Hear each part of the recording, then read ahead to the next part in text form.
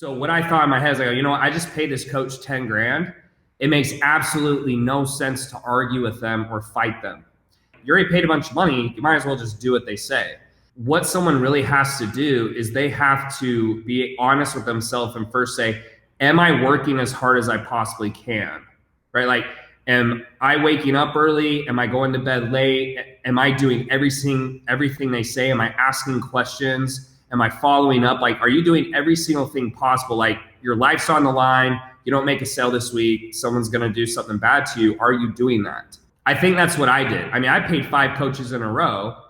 And my mindset was like, if these guys are making money this way, like, it has to be able to work.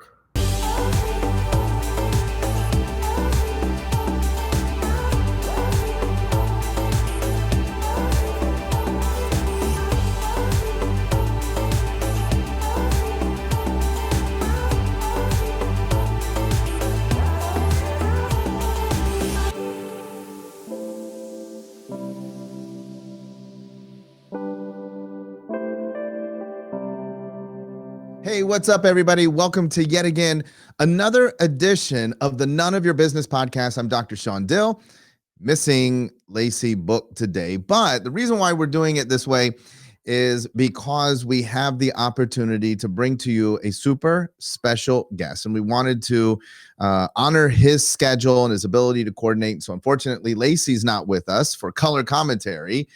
But at any rate, you are in for a real treat. You know, I found out that we work with the same PR company. You know, we talk about Chris Winfield, Jen Gottlieb, Super Connector Media, and actually our rep there is the same, Alexa Lampisona, and she works with this individual. And I was like, holy cow, how could we not take advantage to invite him on the podcast? And so I want to bring in, because I know this is going to be absolutely amazing for all of you service providers who maybe right now are feeling like things are getting a little tough. You're trying to figure out how to navigate these difficult times. Well, we have someone who knows exactly how to do that because, one, through experience, and two, has created an absolute rock solid business from that experience. And I know that his story is going to inspire and motivate so many of you to reach out, make a bigger impact, and create the lifestyle of your dreams. Everybody, please welcome in Tanner Chidester. He has 2 amazing businesses that we're going to break down. Tanner, thank you so much for jumping in. This is one of those times I work in the healthcare space as a chiropractor, but holy smokes, I don't think we've ever had like a fitness model on the program with us. Yeah, I haven't been putting those out for a few years, but I appreciate you having me. Tell us, I want to dive right into the story. So I think, first of all, you know, if you're watching us on video, people are struck by your age. You know, you don't have the gray hair like I do. So you have figured this out relatively quickly, and you've learned a lot of your lessons through the School of Hard Knocks. Roll us back to before the Tanner that had found his way. Tell me what life looked like back in the college days when you were trying to navigate this whole thing called life. Yeah, so when I was in college, I mean, my whole goal growing up was to play in the NFL. So a lot of people who see me now, who knew me back then, I don't think they're that surprised just because they saw me take my work ethic for football and just transition it to business. So as I was growing up, all I did is, instead of working on my business, 10, 12 hours a day, I would train. My sophomore year of high school, I would actually wake up at 6, I'd go lift for 3 hours, then I'd come home and eat and rest. And then 12 o'clock, I would do another 3 hours of running. And then around like 6, I would do 3 hours of basketball. And I did that all summer just so I could make the varsity football team as like a 15-year-old. So what happened is eventually football ended. I had 4 shoulder surgeries in a row and labrum tears. So my shoulders are pretty messed up. Doctors are saying, enjoy your arthritis when you're older. And so when I knew I couldn't play football anymore, I transferred to Texas A&M in their engineering program. I had really good grades, but I just had a day where I was sitting there and I just was not happy. And you started to see the rest of your life, right? Because until that point, it'd been football. Now that football was over, I'm like, what am I going to do with the rest of my life? And I just felt extremely depressed. And I went home for a little bit. I had lunch with a guy named David Fry, and he's a friend of my parents, and he actually went to the same church. And for whatever reason, he just decided to take me to lunch, and we started talking about school and jobs. And, he asked me what my goals were. And, I said, well, I just want to make a bunch of money. And he's like, so why are you going to school? And I was like, what do you mean? And long story short, he actually convinced me to leave A&M, which was super scary decision. My entire family was against it. My ex-girlfriend actually, and her mom called me some very colorful words. They were not a fan. And I did it anyways. And over the next 2 years, I basically worked in his office for free. He didn't pay me, but he started teaching me a lot of skills about funnels and emails and opt-in pages, a lot of stuff that maybe beginners don't even recognize the words. I used to, ask him, why do they call it an opt-in page? Why don't they just call it a page with a place to put your email? And he's like, Tanner, just learn it. So over those next 2 years, I actually built my first product. It was priced at $47. I did every single part of the business. I set up the sales page. I wrote the copy. I did the opt-ins. I set up the back-end automation, the purchase buttons. I did it all. And it was an absolute flop. I sold about $2,000 worth of product in 2 years. But at the time, I didn't know this. It really started to lead me. It really gave me the knowledge I needed that actually helped me when I finally found the right path. So 2 years go by. I'm now about 25. And I'm at the point where I'm starting to think, man, if I don't figure it out this year, I got to go back to school, because I was starting to look stupid. And my family was like, it's not working. You might need to go back to school. So I got a job as a door-to-door salesman, which was absolutely miserable. But again, looking back, it taught me how to sell better than anyone else. Door-to-door sales is miserable. For anyone who's never done door-to-door sales, it's the hardest job on earth, because any excuse you can think of, they can throw at you because you're not supposed to be at their house. So I did that, and then I saw an ad on Facebook. Some people watching this, they may unfortunately get bombarded by my ads. But I saw an ad, and it was like, hey, how to create a fitness business. And, I was like, what do I have to lose? I clicked on it, got on the call, and they sold me a $5,000 package. And I had $2,000 in my bank account, I think, and I paid $3,000 on a credit card. And basically, when I got on that course, I don't feel like I learned a lot. I think I already had a lot of skills that most people didn't have. And I just said, okay, so basically all I have to do is get people on a phone call and then sell them a high price program, right? They're like, yeah. So instead of selling something for $47, sell for $2,000 or $3,000. My first week I made $10,000, which was triple what I was making in a month. So I was like elated, but I was also upset at myself, because I felt like, you're telling me I was this close the whole time and that's all I had to do. And at that point I quit all my jobs. I moved back home to live at my parents' house. And basically the only reason my parents allowed it is because they knew what I was trying to do. And I said, hey, I'm trying to spend every last dollar I have on paid traffic to really grow this business.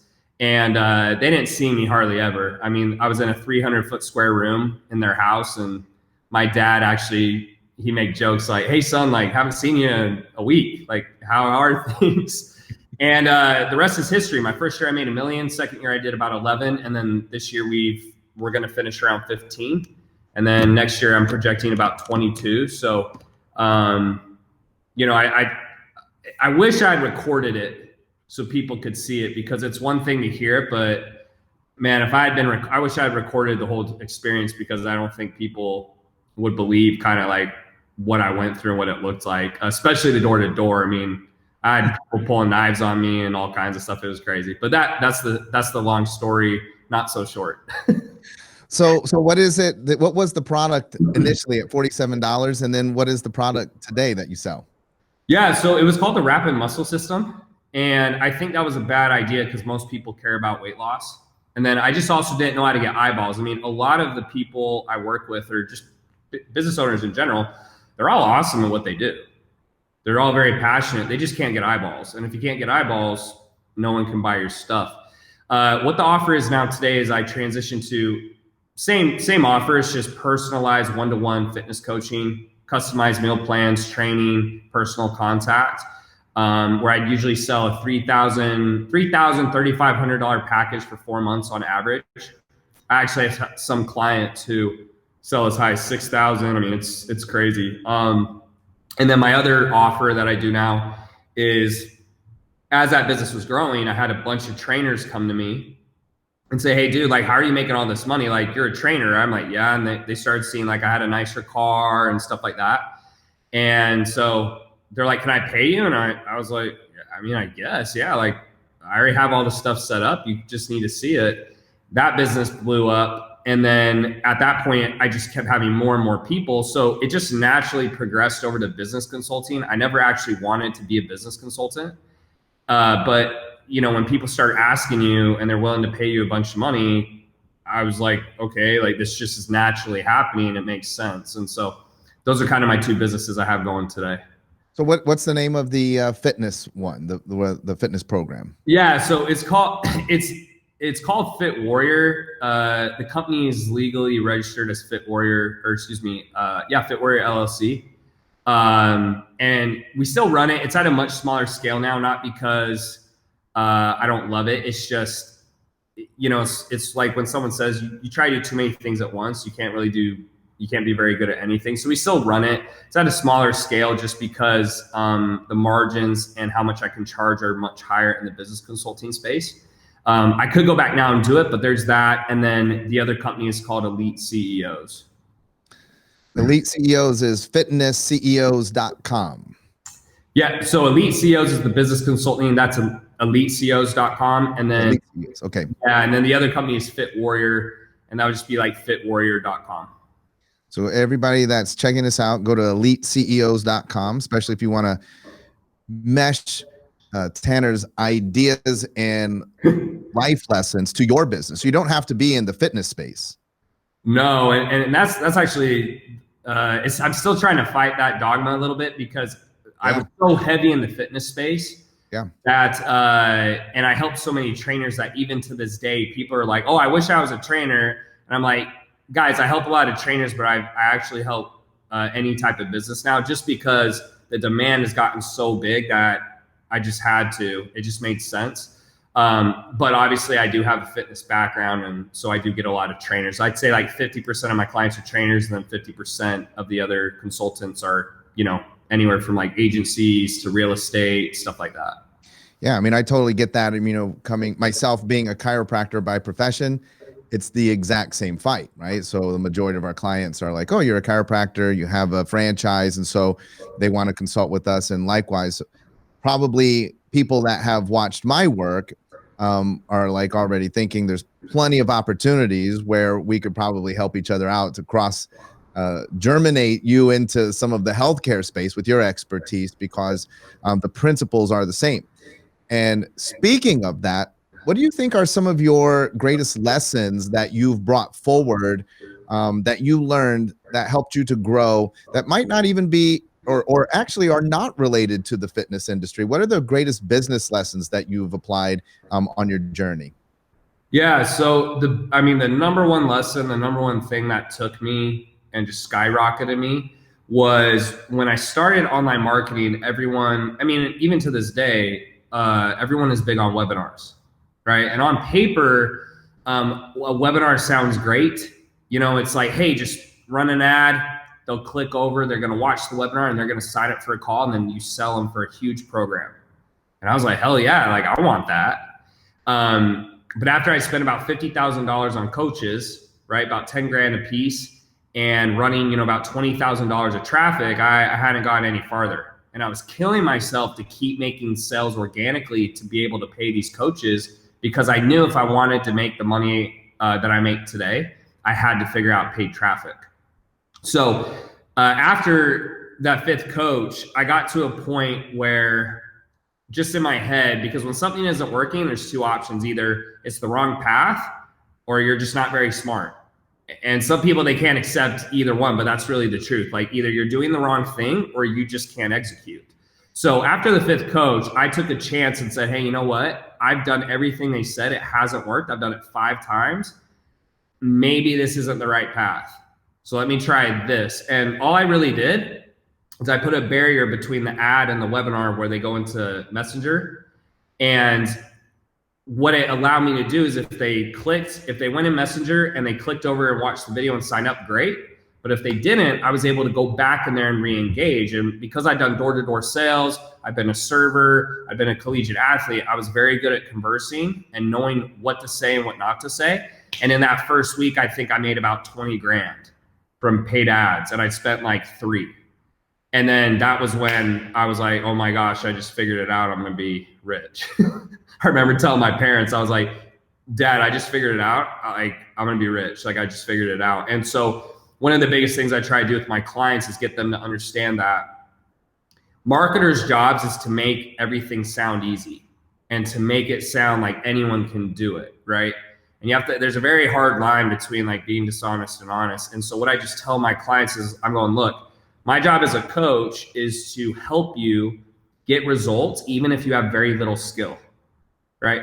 Everyone thinks they're awesome at what they do, but the reality is some people are not, or they haven't had a lot of experience. And so the reason I like that process is it helps someone who maybe isn't as good on the phone, doesn't have the strongest video presentation, doesn't have a lot of good marketing skills, doesn't write good copy, all those things that are super important for most marketers to be successful. And it allows them to get away with a lot of stuff. Because if their video isn't perfect or you know, their copy isn't that good, if they can learn how to message properly, which I think is a learnable skill, just like arithmetic, it makes up for that. And so even today I've had people go, man, Tanner, like your funnels aren't even that great, honestly. I was like, yeah, I know. Because it's not about the funnel, it's all about the follow-up and just getting enough people through. And so I've built my whole ecosystem and team around that process. And I think that's why I've thrived, because most people aren't willing to do it. And it takes a little bit of skill to scale, right? I had to build a whole team and process around. So sorry if I'm going on too long, but that's no, not at all. This is great. That's the number one thing I learned, because that's the whole reason I'm successful. I think if I didn't figure that out or implement that, I wouldn't have ever made what I've made today. I love the idea of either you're doing the wrong thing or you're not very good at it. How do you decide if you are doing the wrong thing or you're just not that good? Yeah, so that's the hardest thing, because a client always thinks that you suck and they're right, and the coach usually thinks they suck and they're right. So what I would usually tell someone is, like, for me, when I was doing it, in my head, the way I think, I'm just very logical. 2 + 2 is 4, 3 + 3 is 6. Like, so what I thought in my head is, like, you know what, I just paid this coach 10 grand. It makes absolutely no sense to argue with them or fight them. And, you know, I get about 125 to 150 high ticket clients a month. You know, so anything you can think of that a client might do, I've already been through it.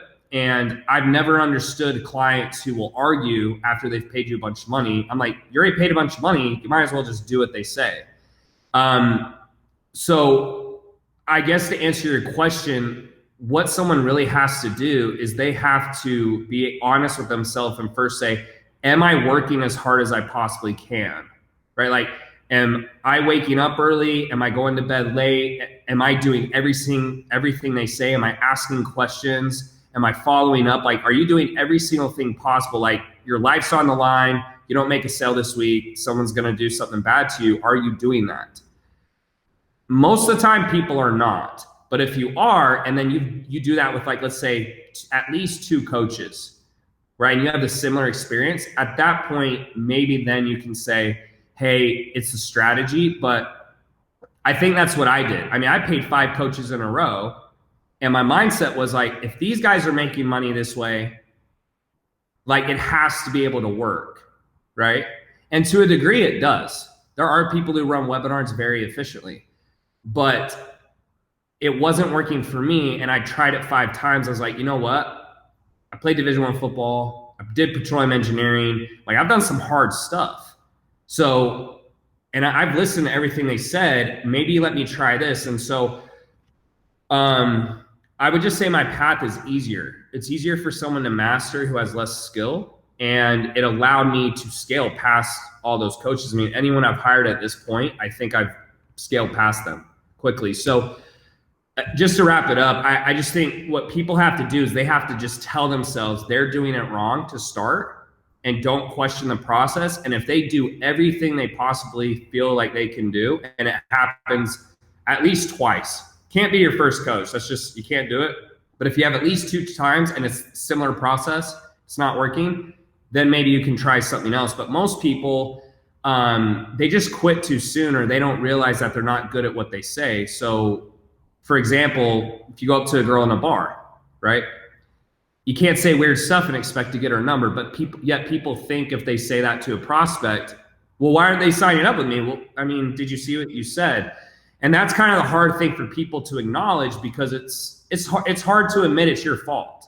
But that would be my advice. I know that's drawn out, but you just kind of have to tell yourself that the coach is right and you're wrong until you've done it enough to where you can start to question it. For me, I was like, I just spent $50,000 and $20,000 on ads. I have sucked it up long enough. I need to try something else. And that's what I did. So, I mean, that reminds me, like, and a lot of people have heard me tell the story when we first started coaching with Jay Abraham.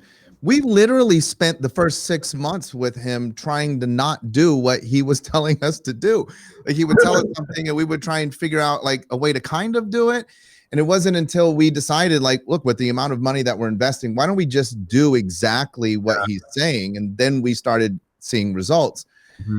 But I like this idea you're talking about. You know, you went through hard, difficult times in your life, or maybe not like difficult, like you were, you know, homeless. I see the ET poster in the background, so maybe not that type of difficulty, but you know, challenges. But right now, and I want this to be evergreen, because who knows when somebody will watch this video or listen to this podcast. But right now, especially in the world, a lot of people are going through challenges, and I'm sure that this is being reflected through your clients. People are coming up, and you know, a lot of businesses are suffering, especially in the service world, where we have restrictions on people being able to be face to face. What are some of the strategies that you have been employing to make sure that your business continues to grow? Because I see 2 trends, either like you, massive growth, or people that are in retraction. What are you doing to ensure that you grow even through a pandemic, an economic downturn, all of the things that are going on in the world? Yeah, well, so the first thing is, like, I think I was set up for success for something like this. I mean, when the pandemic hit, it was, hey, everyone's got to go online. You know, I've already been online full time for 3 years. And so when it hit, I was like, yeah, I already knew this was the best. I've been doing it. So I think in that way I did luck out. In terms of the other stuff, not much change this year. I wish I could say there was a bunch of stuff I did different, but honestly, I changed my messaging a little bit, my marketing a little bit. But what a lot of people, I think they get in their own way, thinking that when the stock market crashes, or, you know, coronavirus hit, or the presidential election, whatever, oh my gosh, no one's going to buy right now. Da, da, da, da, da, da, da, da. And the reality is, like, even if that's all true, you still kind of have to fight through it. So something that I just think I'm really good at mentally is I don't really worry about what's happening outside of my control, because it's somewhat irrelevant. Like Q4 is a little slower for service providers. We just had the presidential election. You know, Corona's been going on since it feels like forever. It feels like the normal now. But I just kind of keep doing my same thing. I know what my numbers need to be in my business. I know what my lead cost needs to be, my booking costs, my sales costs, and I just keep trying to hone that in. And until Q4, nothing really slowed down. Q4 is always a slower time in general, but I wish I could tell you I changed a bunch of stuff, but I really didn't. Things kind of kept going just as they had. And part of that, I think, is I'm online and I help people transition online. So it actually is like perfect with Corona in the sense that my offer matches what's been happening in the market. But I would say overall, just most people get in their own way because they see stuff slowing down or other people struggling, and mentally, I don't know, I think they kind of feel like, oh, well, that should be happening to me too. I don't know. I just think the biggest thing is sales is sales, meaning that it just comes down to convincing someone to buy your stuff. So if someone isn't buying your stuff, I just focus on those things. What do I need to say, or what are the objections we're getting that I need to talk about more to get people to buy my stuff? And I'm just really good at honing that in and having a good team around me. So I wish I could get more practical advice, but I mean, it's just, I think you said something, you've mentioned this a couple of times, and I think this is actually very insightful. One, you built a business model that was, in essence, and it gets thrown around so much, recession proof. And whether you did it intentionally or not, it's proven to be recession proof, right? Like, you are already online, and people do buy, especially if you're selling something that can surpass the need versus want barrier. People need to be successful in their business. They need traffic, whether it's paid or not. You've got to get traffic. You need conversions. In the fitness world, people understand the value of health, and if they're losing their ability to maybe go to the gym. So you have a business model that's phenomenal. You also, though, have mentioned several times this idea of building a team. And so we had the story where you were in basically a 600 square foot room laying the foundation, but you also had the foresight to understand that you were going to need solid systems, and you've built a team.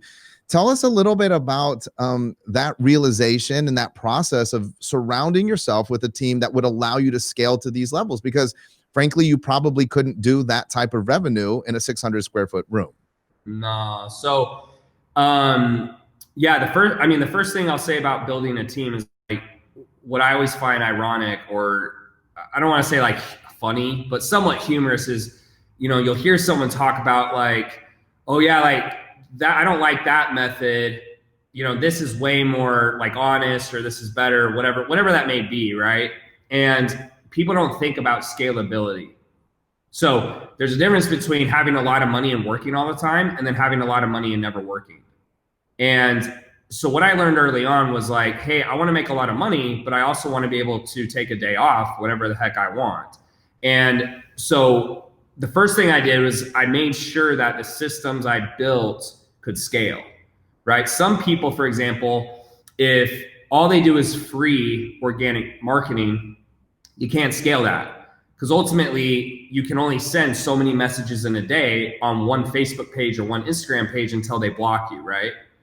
So that won't work. And then some people will only do referrals, but that's going to cap out because you only have so many referrals. And so I was like, okay, I need paid traffic and I need a great follow-up system, which is kind of where those two things came from.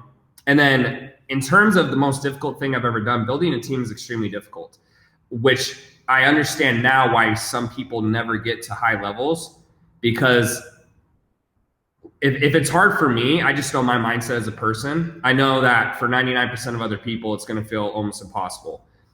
And something I didn't recognize as I built a team is I thought that you hire them, and then, like, that was the end of it. I was like, yeah, like, they're going to do it, and, like, I don't have to worry about it ever again.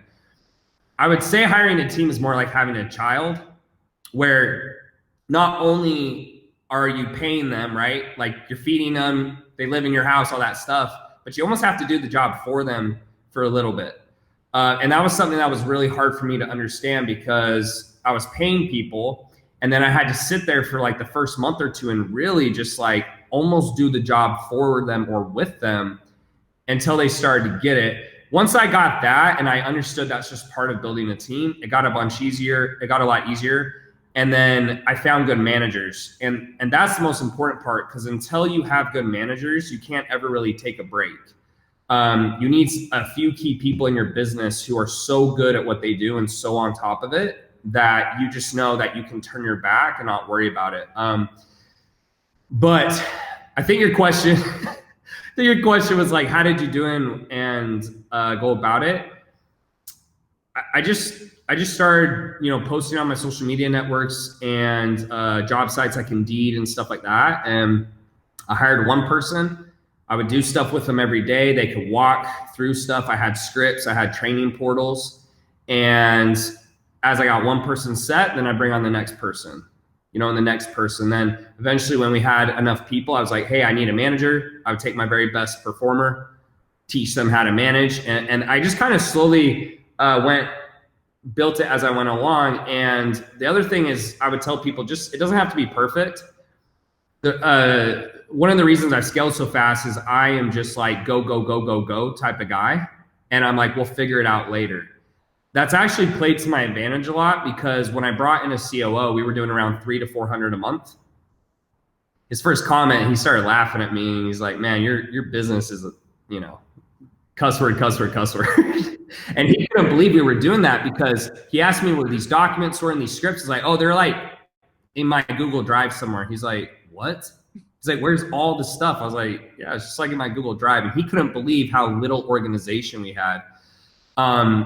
But that's okay. So as you're growing, I just think the biggest thing is you got to find solid people and then make sure you train them, because something I didn't realize early on is it's really, as a CEO, you have to always understand it's your fault. And that's really hard for some people to understand, that if you hire someone and they don't perform, it's really your fault. It's your fault either because you didn't train them or you didn't hire properly.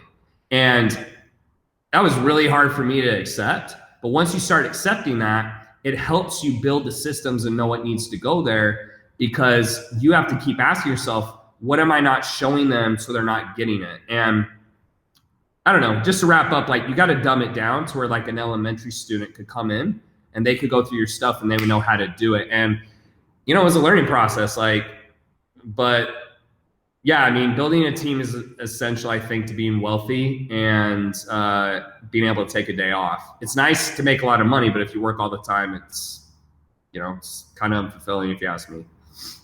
Oh, I've got tons of questions. I'm super excited to take you into the Black Diamond Club group here in just a second. But before we jump in there, because I got the good ones. But before we leave the public platform here, you've chosen or you've found success in two areas that require tremendous discipline. I mean, fitness, how many people don't want to have milkshakes every day? I mean, that's my problem. In business, how many people don't want to just, you know, take a day off? How many people want to just stay in bed, sleep in, go to bed early, maybe, you know, have a couple drinks at night and call it a night? Yeah. How have you stayed so disciplined in potentially two of the most difficult areas and find success in both of these literally at the same time? Well, I'll say the first thing is, as I've gotten older, I've realized that a lot of people, we grow up messed up, meaning a lot of our ideas and how we think come from our parents, from school. Like, now that I've gotten older, I've actually realized that a lot of the shortcomings I have and the things that trigger me are literally from the way I was treated at certain times. So, but on the good side, it helped me become who I am. So to answer your question, part of it was I got made fun of quite a bit when I was a child. I was really skinny. And people say now they can't see it, but I was really skinny. I was very kind of interesting kid. I grew up in a very sheltered household. I had two sisters who, you know, played dress up with me, and, you know, I thought that was normal. You know, right? I was just a little boy. I was like, yeah, my sisters want to put me in a dress. That's fun. And so I got bullied a lot at school. And so my outlet for that is, in my head, I just was like, you know what? If I get bigger and stronger, these kids won't mess with me. And the good thing was, as I got bigger and stronger, that happened. And so in my head as a child, it reinforced the thought that, hey, if I want something to happen and then I work hard, it will happen. The bad side is I do have a lot of triggers from that, where sometimes, like, they're not very helpful in relationships or with other people because it gives you kind of a hard exterior. But as that happened, I was like, okay, let me apply this to school. Straight A's. Okay, let me try to go get the girls now or go on dates. You know, I started getting dates, and I just kept getting that reinforced and reinforced. So there's that side. And then just the other side is, you know, I essentially say you got 80 years to live. You know, some people live more, some people live less, but, you know, average lifespan's about 80 years, right? And there's just something inside of me. I don't know if it was, I think most of it came from my dad. The most vivid memory I have of my father was I was 14 years old or 12, something like that. And I asked my dad, I said, hey, Dad, like, can I go to the movies? And he's like, yeah, sure, you can go. I was like, okay, cool. It's like, you know, it's $20. He's like, well, do you have a job? And I was like, what? He's like, oh, I guess you can't go. And then he just walked off. And And it was kind of at the time, I really didn't like my dad. I really didn't. And I was very upset because I didn't understand. But as I've gotten older, I actually appreciate that so much because it kind of gave me this mindset of like, I can have anything I want as long as I'm willing to do it. And as I've hit goal after goal after goal, especially in my business, that was, going from someone who's making $2,000 a month to now making millions of dollars a year. As you hit new levels, at least for me, it lets me know in my head that, well, if I can do this, that means I can do this. And if I can do that, then I can do that. And so it's, to wrap this up, I don't know if anyone has seen that Michael Jordan documentary, but there's a part in there where he just talks about never being satisfied, right? Like that's what made him so great, because no matter what award he got or how much he won, he just wanted more. So the danger to that is sometimes it can lead to unhappiness because you're never satisfied, right? You always have to have the next thing. And that's something I'm working through in my personal life. But on the other hand, it's very good for success, because every day I just wake up and I just have something inside me that I think most people don't have, that just pushes me to be the best person I can be. So when I die, I can look back and just be like, dude, I maximize my talents. For anyone who's like reads the Bible and stuff, they have that parable, right, about the talents that God gives, the 1, the 5, and the 10. And that's just how I view my life. And I'm not sure why, but I've never been able to relate to people who just want to get by. And I'm not saying that's bad. I'm not saying my way's right, but that would be the second thing, is just, I just want to be the best I can be. And so every time I hit a new goal, I just like, what's next? What's next? And that's just part of my nature. So for better or worse, that's my honest answer. So. Oh, that's awesome. I have a feeling that we're going to get tons of feedback from this particular episode. You've been fantastic. I'm going to wrap up the public facing side of the podcast today, the none of your business side. If you're a Black Diamond Club member, I'm going to take Tanner over into the Black Diamond Club private Facebook page, and we're going to break it down even further. If you're not yet a member, be sure to go to www.blackdiamondclub.com. We want to have you jump in, because you get all of the behind the scenes access with each and every one of our None of Your Business guests, where they're breaking down more of the nuts and bolts about how they found their success. We would love to have you. We promise we will make you feel right at home. All right, that's it for today's episode of None of Your Business. We'll be back again next week with a brand new episode, helping you to reach more people, make a bigger impact, and create the lifestyle of your dreams.